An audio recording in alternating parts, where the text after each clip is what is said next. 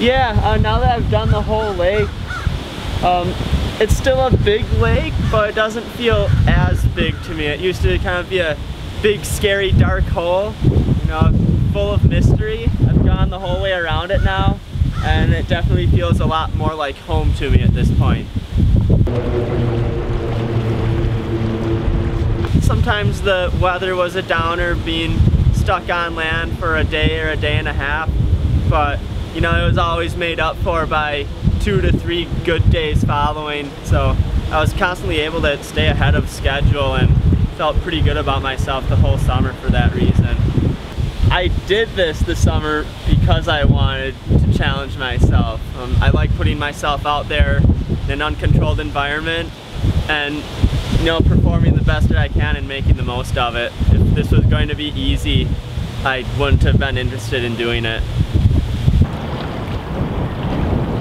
Thought a lot about food when I was out there, craving my next order of deep fried cheese curds. So it was a large thing that kept me going.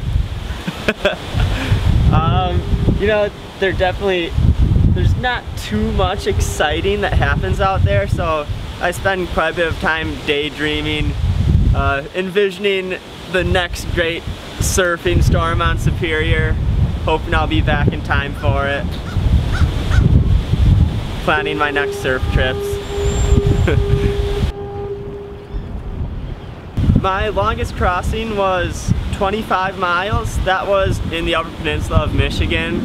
I cut across from the Huron Mountains to the Keweenaw Peninsula right to the town of Gay, and that was a long day, but I knew the wind wasn't going to pick up. There was perfect blue skies, and yeah, I just went for it, and it ended up being really nice. When you're out there 10 miles from shore, it's kind of a cool feeling just being surrounded by some big water.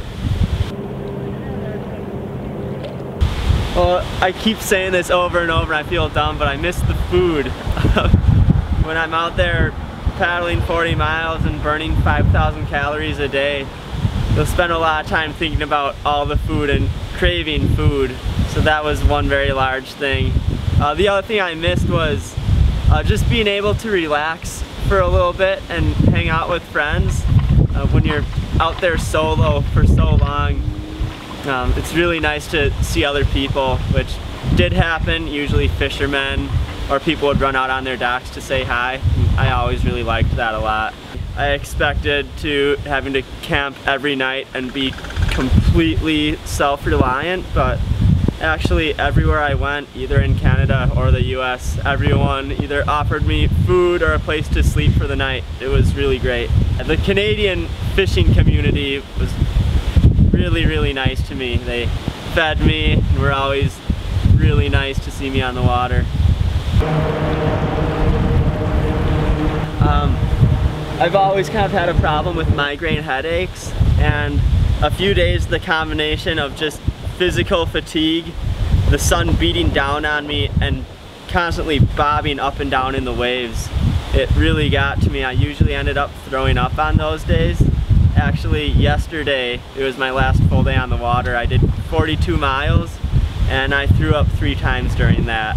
It was not how I wanted my last full day to be. I wanted it to be, you know, happy and easy, but that was actually my hardest day on the water. But I kept going. I wanted to reach Duluth and be home. Yeah, I learned what my boundaries are. Once I hit 50 miles a day, I start getting a little bit woozy out there. But I also learned, you know, a little bit of determination, and I can do things that most people think is impossible, and that's a really good feeling to have. I think it's too early at this point to start, you know, really making any plans or announcing any crazy adventures, but there are definitely some plans brewing in my brain.